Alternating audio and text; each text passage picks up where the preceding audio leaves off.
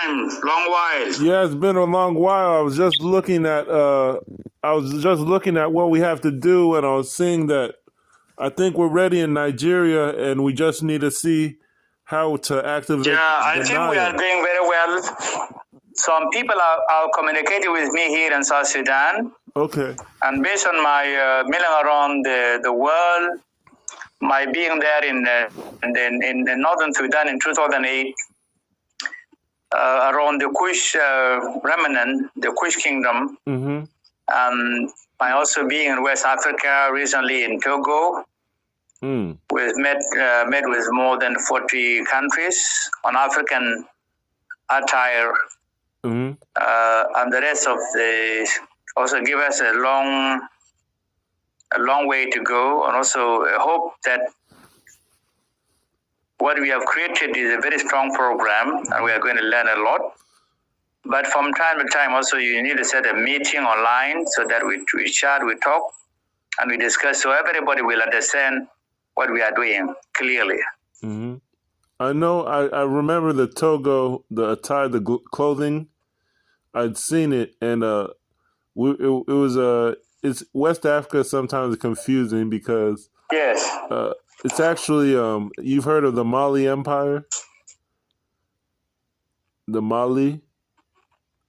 Have you heard of Maale? Yes. Well, it's like most of West Africa is actually connected to that empire. It's just that for political reasons, people hide it.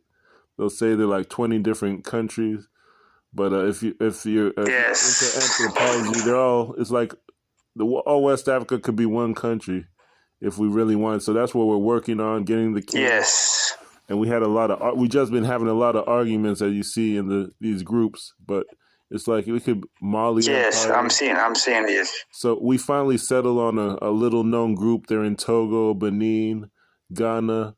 They have a website. Yes. So, but it's controversial. Good.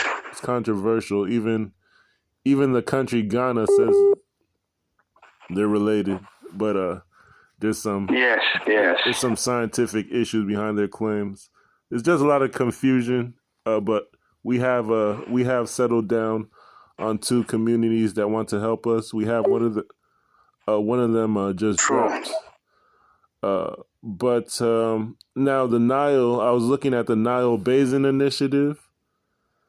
I was looking at the Kushite Alliance, which is it was basically the agreement between Ethiopia, Eritrea, Somalia, Uganda. Oh no, this is the Kushite Alliance. It was 3 presidents coming together. Oh, the Kushite Alliance, yeah. Okay. Yeah, that was a handshake between the presidents. Nobody knows the term. Good. But greetings, Prince. So we were just discussing. We're just wanting to know what would your ideas be about a Nile initiative or a network, Nile network, because we're seeing so many different things. I see there's a punt land, an independent state named after a kingdom of punts. Somalis, a lot of them promote their traditions. They have clans still. Egypt, I know there's a lot of Sudanese there, and there's Nubians in the south. There's South Sudan is trying new things. North Sudan is trying new things. I don't know. Maybe you could tell us what's going on in North Sudan, but we're seeing that if everyone could come under one umbrella, the indigenous communities, that would be we can get our communities from. We have 2 in Nigeria or 3 in Nigeria and West Africa that we're talking to, and we have. We think we could reach Chad through Gabon and the ECCAS, the Central African communities. So we think we can go from Nigeria to Chad easily and meet people on the Nile. As far as I think we are going well, despite the fact that what you write some statement. You can develop some statement, a short statement of 2-1 pages, so that everybody will get the idea. But here in this region, like the issue of Nile basin countries, also we should be starting with the Nile. And so I think. So from here, the Nile Basin, yeah. Yeah, go ahead. I'm sorry. Yeah. So the issue of the Nile should be started, I'm saying, with the Nile Basin countries. Basin country, also the rest of the Nile, because Nile is more than the word Nile itself. And from there also we can. And I'm going to meet some of friends here in Juba, in South Sudan. It should be part of them. Already part of them are networking. I'm going to meet one of them on Wednesday. Or no, I should meet him yesterday, but we didn't meet. He called me, and I'm going to meet him so that And what we need from the program, we need a very clear objective, the aims, and the networking between the diaspora and everyone, so that thing will be very clear. But the idea is a very great idea, and so wherever I go to country in the world, there's a lot of connectivity with our Asian people. My being there in Malaysia in 2011, and also in India, and also in Lebanon, I was Damara in Namibia this year, and the rest of the world, so that the African civilization, African ancient civilization, the Lost Kingdom of Africa, is a very great program, and so what we need to do, we want to have it in a very clear way, so everybody will engage themselves. Yeah.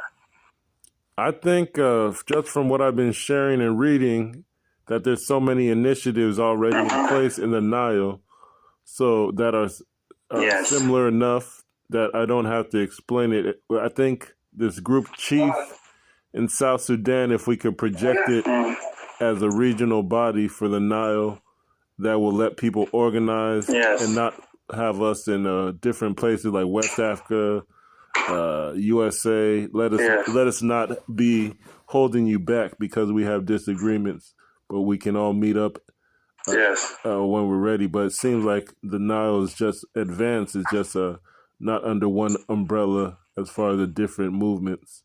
So we can promote it. The name Chief, I think they have a good idea of what's going on. And I think that's it. Just not try to control things from the West. And the idea of Kushite, the Kush kingdom, and the feeling of even South Sudan, whether about we call Kush state or Kush nation or something like that. Although the Kushite, as you mentioned, part of the Somalian and the rest, because in the Bible, Genesis chapter 6 verse 10, the son of Ham, the four Egypt, Canaan, Kush, and Put. So this is the idea of having it in biblical ancient, that the issue of Sudan is not just the current Sudan. It extended from Ethiopia up to Chad, and from Tanzania up to Egypt. So it is just part of the Africa, where the issue of Sudan, and the issue of Lost Kingdom, which I used to teach my students on the film produced by BBC about the Lost Kingdom of Africa. It's starting with Kush. It's starting with part of the Zulu Kingdom in South Africa, and you come to Bunyoro, Buganda kingdoms. Then you go to the Great Zimbabwe, you go to ancient Sudan, you will find in the north there. And also we are reviving our kingdoms also in South Sudan here. When I connect on launching during the Zande Kingdom, Sudan and South Sudan here with the big and also I'm now also working with the Kali groups, the dance groups. So the objective that we want to restore their cultural values, and we want to make it more authentic, so that we captured what has been losing by the impact of globalization and the rest. So that also we want to to benefit from these sharing issues of, instead of being a loser also, we don't want to be just consumer, but we want to be a producer also at the same time. So I think the problem is wealth, yeah. Okay, even it's like I would like to ask, what do you know about the Buganda Bunyoro kingdoms? Because we've been talking to one of them, the kingdoms in Uganda that haven't been. Bunyoro Buganda, yeah. Yeah. Can you tell us about They should be part of our network, yeah, they should. No, can you tell us about, because we've heard of something, Yeah, Chwezi Empire, that's 6 countries, and they're all related. Do you know of that one? Or is that the same one you're talking about? Yeah, I'll share some of the videos, documentary by the BBC. I try to share it in our website so that everybody will go more about it. And also the matter of finding out more about the ancient kingdoms of our people here. Some of them are very long time ago kingdoms. And but I'm going to share some videos if I'm allowed, so that our people can learn more about our lost kingdoms and how we want to revive them there. Okay, I think with us we can actually, maybe we can project ourselves in West Africa in different places onto the Model African Union media. I know there's Zoom sometimes. There's African Union media, UNESCO media. Maybe that'll be a better way to explain going forward. I think that will be. What do you think? That would be good. Yeah. What do you think, Prince Yakubu? I know you're there. Maybe you're mute or busy. What? Yeah. Good afternoon from here. Yes, welcome. Yeah, it is already 1:06 here in Nigeria. Good. Yeah, even though I joined late, but I am impressed with the discussions going on in the conference call. Yes. Yeah. Yeah, brother. Brother. And you know that. Mm-hmm. Yeah. I would just like to introduce based on our story. I'm sorry. Let me introduce. This is Brother Deng Nhial Choar from the Noor communities in. Deng Nhial, yeah. He's an activist in the United Nations, South Sudan. They're in the Nile in East Africa, and Prince Yakubu is from Borgu, which is one of the hidden Maale Empire kingdoms. It's in Nigeria. It's in Burkina Faso, Ghana. We're trying to connect everyone just with a simple strategy, but we're very powerful here. We have the Nile and essentially the Maale Empire kingdoms, even in this small call, so that we're trying to connect it. That's it. I think this is also, we will try to find a time from time to time and talk about, bring a subject matter and then we discuss it so that our members also will learn more about what we are going to focus on more. And so, because based on my visit, as I mentioned earlier, that whenever I go to a country, I have to look into community background, the naming system, the naming of places, the culture there. So I was in Djibouti in 2021 during our conference on African exile, and the link between the people of South Sudan and people who are there, not only in Senegal, but also our neighboring Senegals. The issue of movement of the Nile, people move through West Africa, come to the South Africa, following the Nile and auditing movement, also the similarity of the culture, civilization of our people. And it has been forget a long time ago that there would be a time for us as African,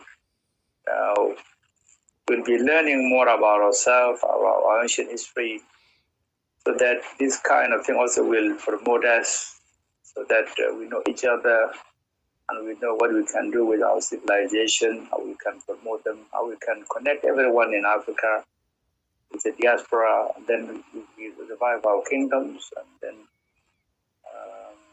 so this is a very good thing. And also, what we want to know, that we want to train ourselves more, and also treat more about what has been documented by the researchers long time ago, especially the document which has been produced by UNESCO, United Nations Education and Scientific Culturalization, and on our network also.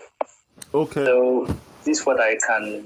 Yeah. Now, in terms of your own organization, Deng, Choar, that you're mentioning, your own organization, could you remind us the name? Is the Ministry of Culture? It is Maale Institute. Okay. MAALE, Maale Institute for Heritage, Peace and Development Studies. That is a more focus on heritage studies. Maale Institute for Heritage, Peace and Development Studies. Another one which was been published in Sudan before the South Sudan became a nation in 2000 is Maale Heritage Development Foundation.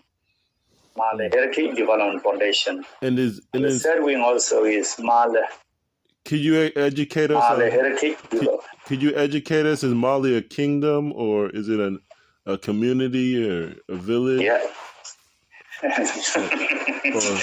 You know, Maale is, if you Google on the word Maale, you will find the word Maale in Ethiopia. There's communities and Maale in Ethiopia. Okay. Maale also in Israel.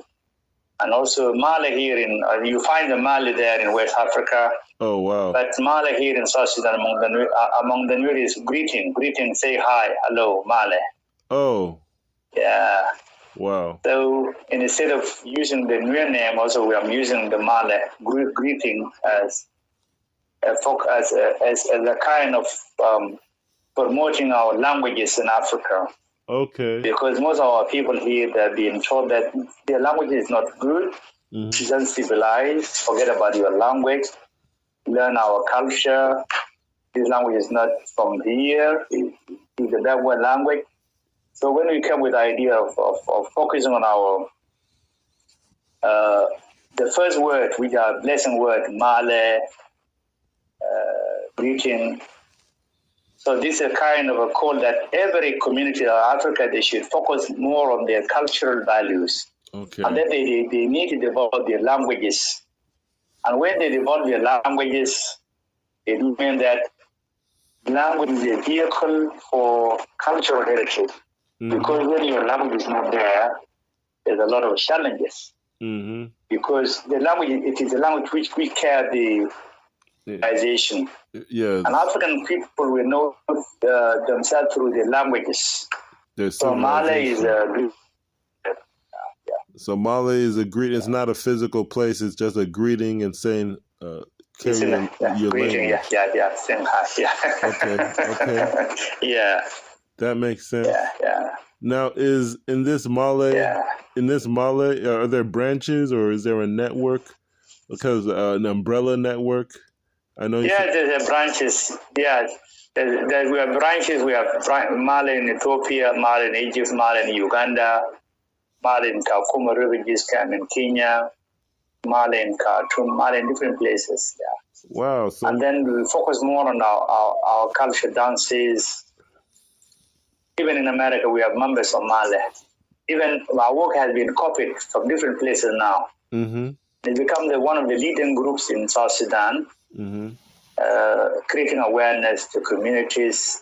They come together. They play authentic songs. They collect stories. Create awareness program to communities, especially the young people, target young people, so that they carry the message with them along the way. Okay. I think my brother dropped. I'd like to ask a few more questions, like as far as Juba, is that the permanent headquarters. I've heard of things like I've heard of kingdoms like Malakal, Azande, or Shuluk. I've heard of Ramshiel. Or is Juba the permanent headquarters that people recommend because it's neutral? Or I've heard of Equatoria. Juba is the capital city for South Sudan, and this is the seat of the government of South Sudan. And but we have three regions in South Sudan. The Equatorial region, where the Juba base, Equatorial region. Then you go to our Greater Upper Nile region. But you go to Greater Barghazal region. So South Sudan is just three regions: the Upper Nile, Barghazal, and Equatoria. But now Juba is the capital city of South Sudan, where our leadership is. And so whatever you're looking, you can find it here in Juba. But despite the fact that thing, that will not prevent us to go more about doing more exploration in our Upper Nile region, or in the Equatorial region, or Barghazal region. Okay. Yeah. Okay. But the culture is something. Yeah. I'd like to ask. I'd just like. No, you could go ahead if you're saying something more. Yeah. What I can say is just, culture is go with the people. Wherever people go, they go with their culture. And the culture now is mobile.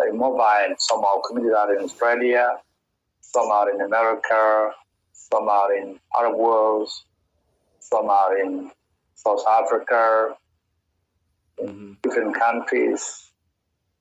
And so Maale was working very hard, building a bridge between diaspora, South Sudanese, and the people here, because we know the suffering of our community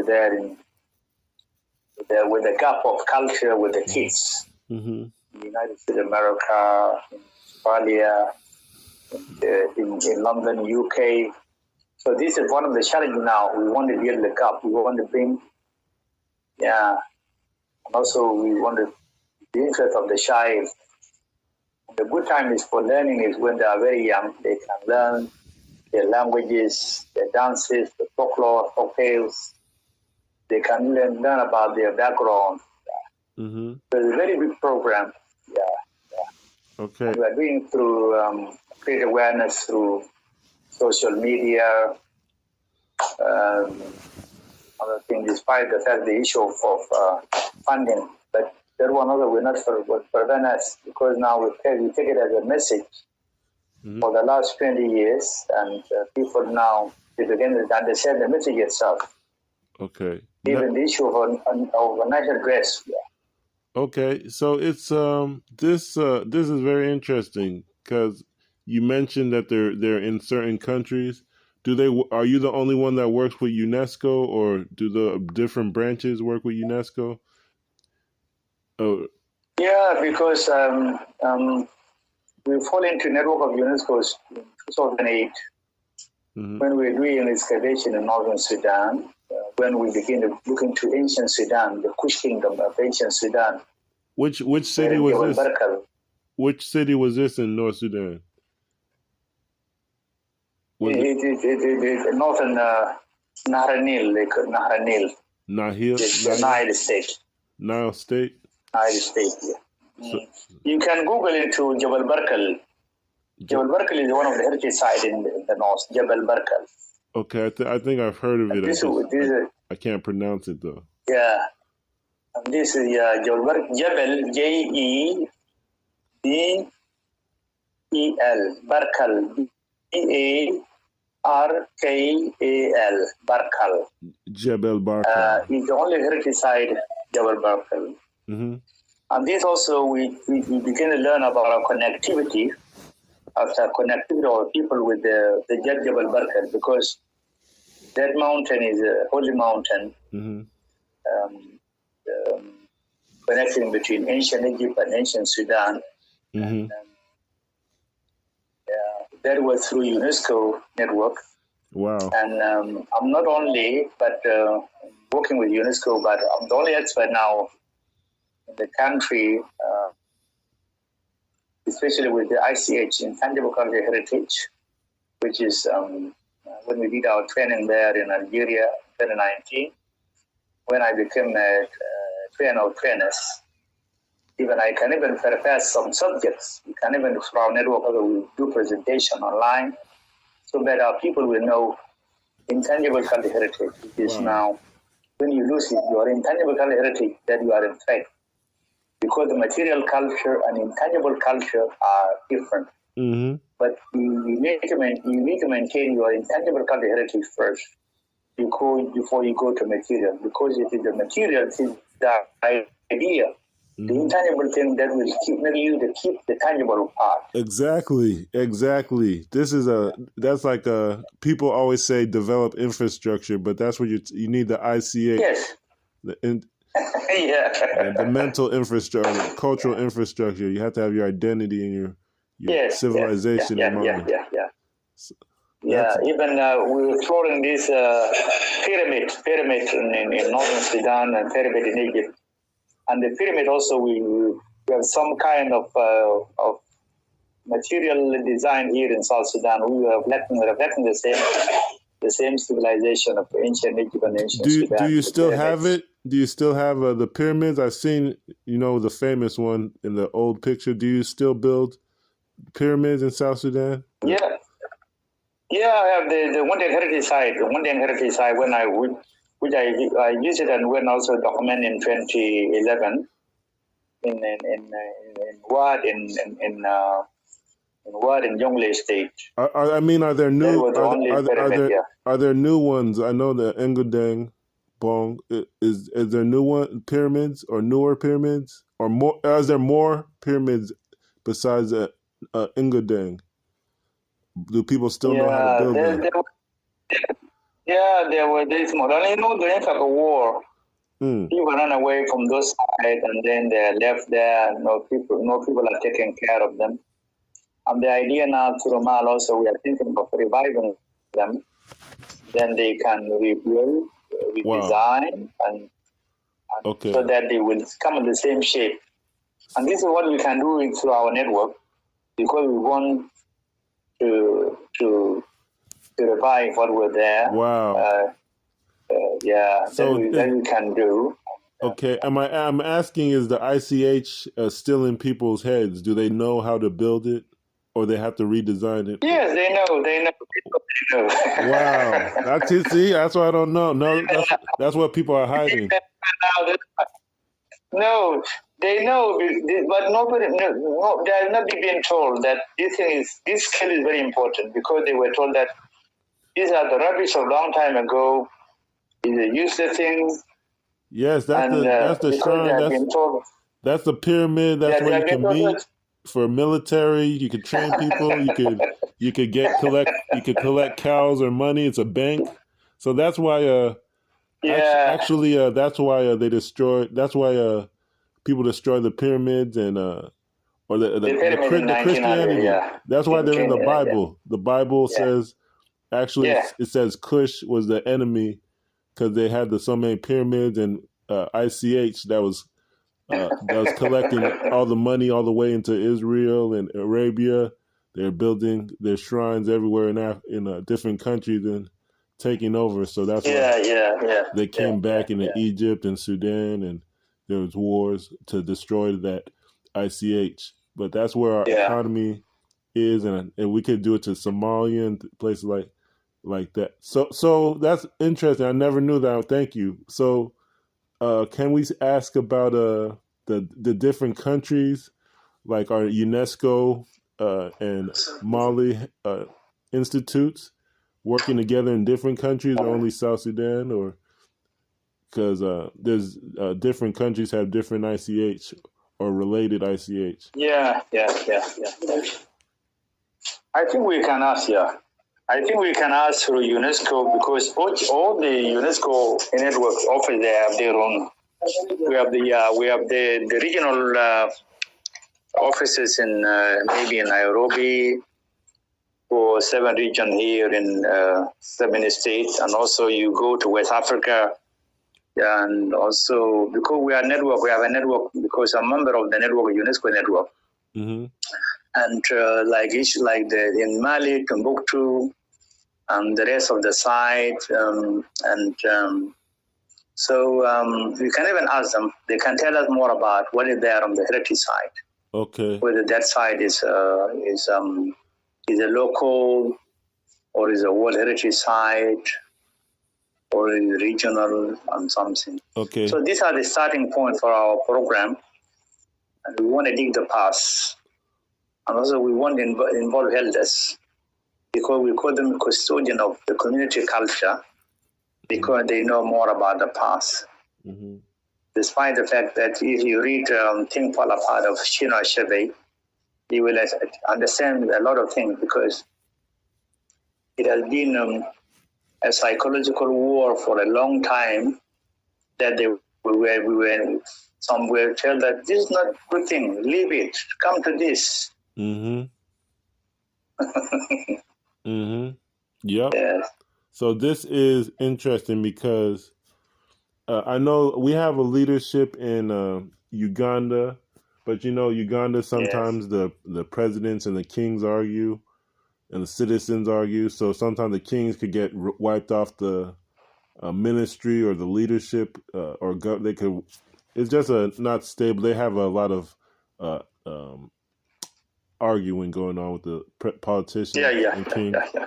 But they You can call it, Yeah, you can't call it. It's UNESCO in Kampala, so you can call it that way, because but the good thing that the world is divided now. Mm-hmm. That some are thinking that it's better for us to develop people with the cultural values, mm-hmm. With their education system, mm-hmm. and also within their ecosystem, their environment, so that they would know how to answer the challenges in life. And that's why through CITA, that's is a French abbreviation. CITA is Salon International Textile Africain. Now we begin to think of producing more African textile with the cotton local made, the cotton clothes. And then we engage young people, the skills, so that people can share this technology. Mm-hmm. And then we produce our material culture, our attire, our clothes, our national dress. Mm-hmm. And also, people will know themselves more about what they share in common, because the culture and the nature also go together. And good enough that some people now, they begin to know that, okay, let us treat the people the way they are. Because religious also came with a different thing. Okay. Although religious also was from Africa, mm-hmm. They were taken from Africa here. But there's some people, we brought youth religion to Africa. But nobody brought any religion to Africa, because Africans were religious.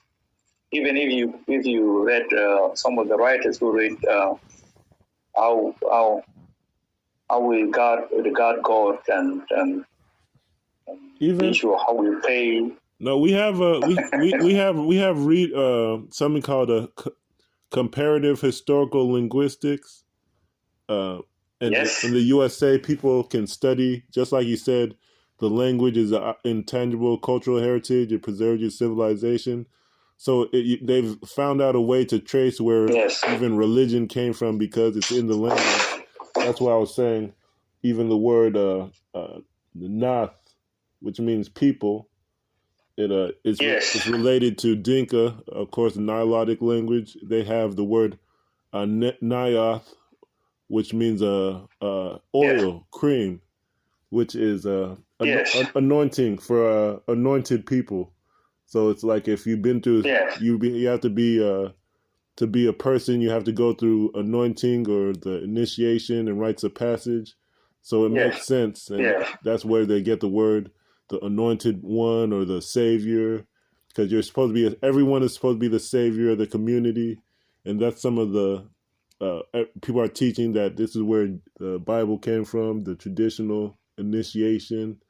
And they're breaking it down how it's all comes from Africa. It's just they remix it and it's just economics, economic warfare and education. We have to, but it's very advanced here in USA. We can share books. I even put it in a lot of the emblems, but it's old. Now we're just trying to catch up in Africa that we can. The language is key to rebuilding our economy, our identity, even the temples, the pyramids, and tourism. So it's very, even security. You could do security training around the pyramids. So it's and sites like that. So it's that's The pyramid also can be. Pyramid can also be educational forum also where people will go and peace. Like when we have the museum here, peace. There was something peace called and development also. I don't know if you heard of the Rift Valley Institute. Yes, I know them. Rift Valley Institute. I know some of them in Juba here. Yeah, that's what. And their founder also Choar. I know them. That's what we would like to do around the African traditions. Instead, I think too much in Africa. They have the religious leaders, and we have books here now that say that's not the right way to bring indigenous people together. So we're saying we can take that model, and that will bring peace to the region. I was one who proposed some of the chief also to be part of the Rift Valley conference. Wow. Some years back. Okay, so now my last comment. I know we've been on here a while, and you're busy. I have all day, but but I know with South Sudan, and you said you have contacts in North Sudan. I know they still have some chiefs and sultans there. Eventually, maybe they'll come on board. But I was more concerned with there's a place called. I'll mention that we have something called Kanem Bornu in Nigeria, where they stretch to Libya and North Sudan. Their communities, they have a large network. We haven't activated them. We're hoping that we could contact Chad and get the ones in Sudan and Chad active eventually. But I think we go through Gabon and the ECCAS professionally for that. Yes.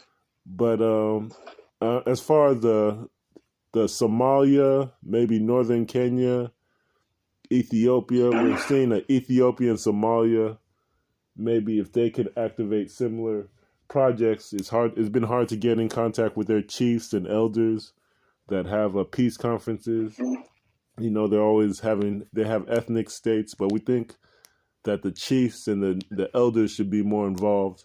And I think political parties are meant to tear each other down and even will start war to maintain the elite status. But we haven't had something like the Rift Valley Institute in Ethiopia, where all the communities come together. Even we're finding out they have something called the Deb Terror, or the Buddha, which is indigenous cultural heritage from Africa, and people say they have the indigenous African culture still mixed with sometimes with religion, but we're seeing a lot of these things could bring peace and integrate the region into one country maybe eventually, if we could reach Ethiopia and Somalia especially. They've been arguing for maybe 100 years over where their borders are.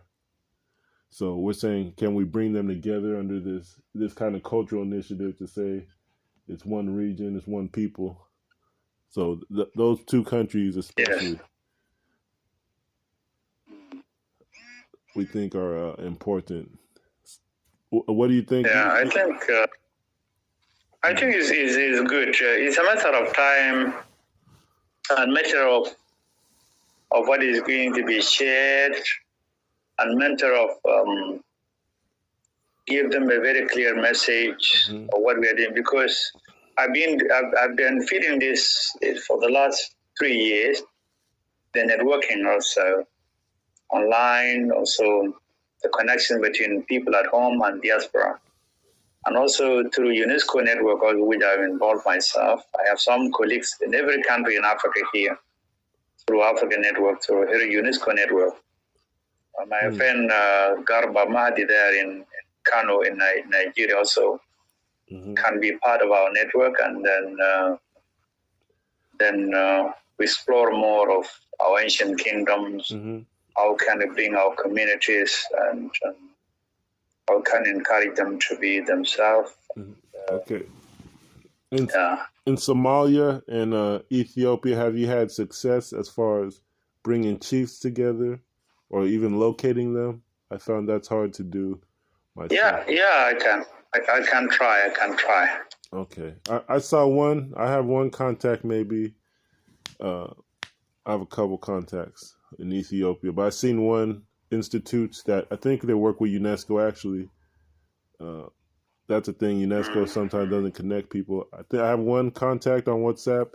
They didn't leave the group one time. That's a good sign. So maybe I could try to call them. And then you were introduced to me from someone in Ethiopia and Maale, the youth, who supported the idea in general. So I guess maybe Somalia would be the last place. Somalia is an ethnic group too, Somalis. So they have a region in Ethiopia. Sometimes they say they want to be independent. And then they have Somalis in Kenya, northern Kenya, and Kushites or Cushitic languages in northern Kenya. So maybe that's someone to reach out to. You say you have a branch in Nairobi, or? Yeah, we have some there in Nairobi. Yeah. So because this is wherever we have some refugees there, and also Nairobi and Juba here is just similar cities. All right. So for that matter, that's good. Ethiopia, we have South Sudan, the Ethiopian network. I think Somalia. I could look into that. But the thing is, I'm from a smaller. We're big. We're kind of big. We're kind of connected to they say we're the largest Bantu migration group. So maybe we can cover half of Africa with cultural festivals and things and security. It's like in Nigeria, the biggest group is called the Hausa. But they're Hausa, Fulani, Hausa, Fulani. No. And then I think the third. No, the biggest group is called Hausa, and they're from Central Africa. But what happened was that basically the Arabs chased the Fulani down into Nigeria and Central Africa. And so then the Fulani chased the Hausa kings out. So now the leadership, the traditional kings aren't even in Nigeria and the Hausa or Central Africa anymore. Sometimes you'll find them in Sudan or Cameroon. They're like in hiding. So the tradition isn't really there. And the leadership is based on royal religious elites and teaching religion. It's not based on cultural. You'll be hard pressed to find a Hausa cultural festival. It's a bad situation. So they're military. Very bad. It's like military occupation. But a lot of people don't talk about it. That's why you could connect to Nigeria and say it's a big market. How are they doing things? But a lot of times that's why it won't work, because the largest group is they're kind of colonized by another tribe. I know some things happening in South Sudan, or that's what the reports. But it's like the name of kingdom in Hausa land, and there are 80 million people. It's the word is Kasa. Just like in Dinka, you have Kwach for people. Kasa, Kasa, it means that like Kush. Dinka, they call it Kush. Yeah, like Kush. It's Kasa in the Hausa, so the Hausa kingdoms. But it just, they're related. They're in the Afro-Asiatic language group that people made up or said exists, and no one knows if it's true, but that would make them the largest Red Sea culture. Yeah. They say they're from the Red Sea, or they've been migrating. So that's the Central Africa. That's like the big group. If we could get them culturally restored and their kings back, we think we can really activate East Africa, West Africa. But they've been missing. So like where I'm from, we network too, but it's hard. It's very complicated. Yeah. I think it's because I've been working for the last 20 years on finding out how our community there in the past, how do they live, and what is the connection with this current situation and the ancient situation. Like when you have the word Qore, Qore, you can write that one, Qore. Qore is Qore, Qore. Qore is a new word. Qore is when you are president, or you are a president or a chief of the earth, the leopard skin chief, and also you will find that in ancient kingdom of Kush. Queen and kings, Kush, yeah. Oh wow! You will find that. So this is the connection now. The Qore. You have this is a typical Nuer word, and that's why Ivan Pichet long time ago said a lot of things about these Nilotic people of South Sudan at that time. Mm-hmm. That wonders will come one day when we study them. This community, the Nuer, the Deng, the Shilluk, mm-hmm. the UNIAACL, and the rest of the Western Nilotic in Sudan or in South Sudan, in Ethiopia, I think are going to be find out. In Ethiopia. And in Uganda, also in Kenya, including Chad. So now, based on my exploring around the countries, wherever I go, I find out to try to do the link of our community here. Because when the Bible said that people were created in Garden of Eden, it sounds to be that everybody was created in Africa. But the creation was in Africa, but was not just in Africa, somewhere in Sudan. And so these are the issues now. People begin to know themselves about the ancient civilization, its connectivity with the current situation of our people here. Mm-hmm. And there must be somewhere a starting point of all communities around the world. And this my work has been doing this for the last 20 years. Mm-hmm. And so for us now, we should study these communities. Okay, Chad, and try. Is your which communities in Chad? Because I researched it. They have an autonomous communities and traditional leaders forum that reports directly to the president. I did not get any appeal. I had never been to Chad. Okay. But I just met them on our meetings in Djibouti 2021, and again also when I just bought some souvenirs from them recently in Togo. But Chad and Sudan, they are very similar. The Western Sudan and Chadian, mm-hmm. and even the way people move there, mm-hmm. and so these are the thing of also. It should be this is starting point for studying our communities, our ethnic groups, and then we don't care even about how do they look like. They should, because the color is environmental thing.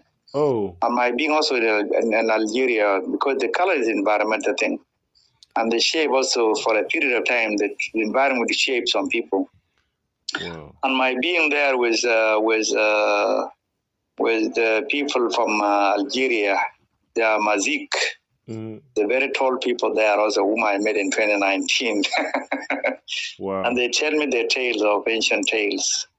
Do you know of the Luo, what they call their leadership? Yeah, I know the Luo. Yes, even the Luo, I met them. I met one of them in 2008. Do you know what they call their presidents? And their kings? Do you know what the name of their presidents is? Or their king? In Luo? Yeah. In Luo, I think they call it Jago. No. But also they say Ruot. They say Ruot. These are the chief. I see, then some... Go ahead. And also they call it Ruth. Something like that. Some of them in Uganda and Kenya, they say Qore. K-E-R. Right? Yeah. Just like Qore. Good. Yeah, like Qore, yeah. And you know, when you count the Lu and the Nuer and the Lu and the Nuer, when say Kel, one, when you are counting up to 10. Kel, Rau, Diok, Mwan, Bie, Bakel, Barau, Badak, Pangwan. Well, that is from 1 up to 10. Kel, Rau, Diok, Mwan, up to 4. And then when you come to them, they say Akiel, Ario, Adak, Angwen, Abi, Kel is Abikiel, one. Kel is Abirio, one. Abidak. Kel, one is complete. Yeah, Kel, yeah, Akiel. Yeah. Kereu, Ario, Diok, Adiok, Adak, Mwan, Angwen, Die, Abich, Bakel, Abikiel, Barrow, Abirio. And also when you saw this, the Denka system of counting them was a Tok, Crow, Diak, One, the temporal bed, one, the so the counting system of these Nilotics of Sudan, rest of the African also, you will find a lot of dividing them into families, languages. And this also can assist us how they were related because they were one group one time and then they differed, the other group become independent and they become ethnic groups. Because by time also people become separate with the environment, they create a similar different languages and all things. So through program also we can come into this program and as long as we are online also we can share things of the things. Like when you say Qore in Qore in Uganda there, because the word, and that's why also if you look into language of Genesis chapter 11, the language, what happened to language there in the Bible. Yeah, and you may ask which one was the first language. Even you look at Hebrew, you look at our languages here in Africa, and the rest of the things.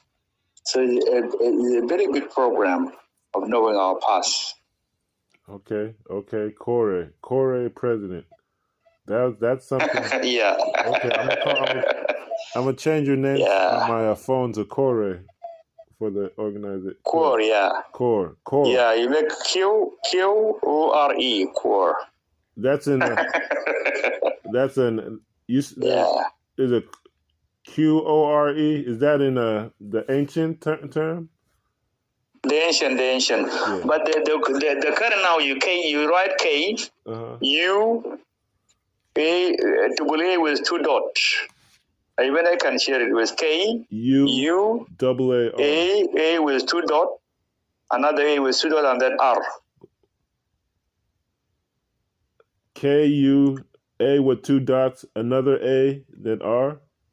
With 2 dots, another A with 2 dots, and then R. Okay, so 2 A's with 2 and then, R's. 2 dots. Okay. 2 dots, yeah. Oh wow! Yeah, and then you can write in the bracket. You say Qore. Okay. And these are the wonders of our program because the more we know our languages, the better we know our past. Yeah. Even I've been trained with one of the. I fall in with one of the Swedish anthropologists known as Dr. Charles Bonnet. In 2008, because the naming of the places in northern Sudan, in Abu Hamid, in North Sudan, is similar with these languages of South Sudan here, especially along the western Nilotic people, the Shuluk and the Luos. Okay. Yeah. My last question. And looking to African communities here, you have the Bantus, you have the Nilotes. You have the Pyramids. Yes, come. Where is that in South Sudan? Where? You said there's Bantus, Pygmies. Yeah, we have the Bantus here. Among them is Zandi group. Oh, the Zandi. The Bantus. Yes, Zandi are Bantus. Oh wow. And the language group is called Atlantic Congo. See, they don't teach that, and if you look on Wikipedia, I don't even think they'll say that. It's just even I'm working with some of them now. With we do translate it together with the Zandi people. Even I was one who connected with the BBC when they were celebrating their kingdom, when they're reviving the Zandi kingdom. Wow. Yeah. Okay. And now us in the Bantu in Nigeria, they have we have the Igbo, the Afik, the Ajah. But the Igbo have they have the war, and they have autonomous communities. I've been telling them you need to partner with these kingdoms and form the league, just like Marcus Garvey and the Caribbean people will come. Yeah, we need to do this. This is good. But okay, I didn't know you had that much connections. I was okay. I think that's what we need. Maybe I'll see what we can do in West Africa. I still have I think at least 2 communities I'm talking to, but also maybe I'm looking at Somalia.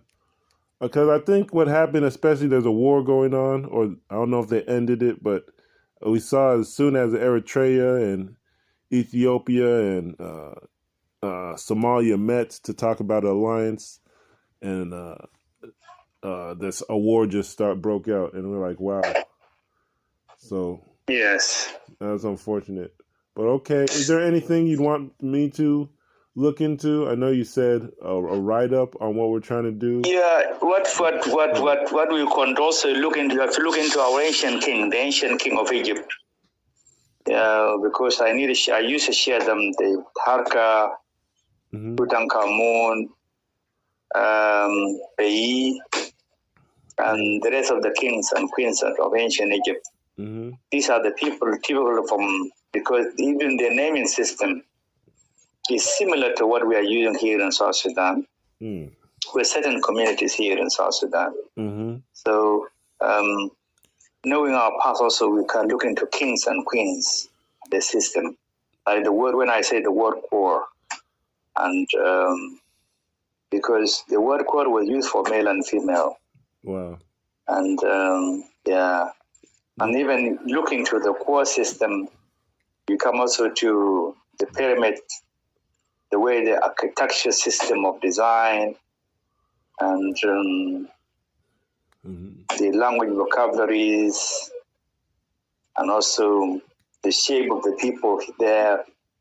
Like now, the similarity of people here, when you go to Senegal, even the word gal, they told me gal is a boot to them, to their language. The word gal is boot before it becomes Senegal, our boot, boot S. So here in South Sudan, here among the Nuer community, they say gal. Gal is an instrument. When you have to carry somebody who is very sick with gal. Oh, somebody who was not able to walk. It's like a on bed. Foot. Carry. Okay. Yeah. Wow. Yeah. So this is what we are saying, that African is one, and if our oneness needs to be more empowered. We need to do more research ourselves, our past, our background, our languages, our civilization, so that we build peace and harmony among our communities, and then they come to themselves, be an Africans. Are you in touch with Senegal? I know they have a village-based government. Yes, I'm in touch. Yeah, I'm in touch with Senegal. I have some friend there. Are they doing the same work? Because I know Senegal has a village-based government where if there's a good program, I think they should promote it. As far as this kings, and I know they have an Islamic royalty system over there, which is which has become a challenge now to them. But we are hearing that the West African community are coming to themselves now. They know religion is a different thing, and our identity is a different thing. Yeah. Okay. Regardless of Maale impact too. of civilization. Yeah. Maale too. And also, I have some friend in Maale. I have some friend in Maale. I have some friend in Senegal, and this is I'm attached with them because whenever I met them, they said Maale become Mali. They were French, Mali French, or Mali Sudan Mali. French Sudan. French Sudan. Yeah. French Sudan. Maale, French Sudan. Yep. In Nigeria, one time they said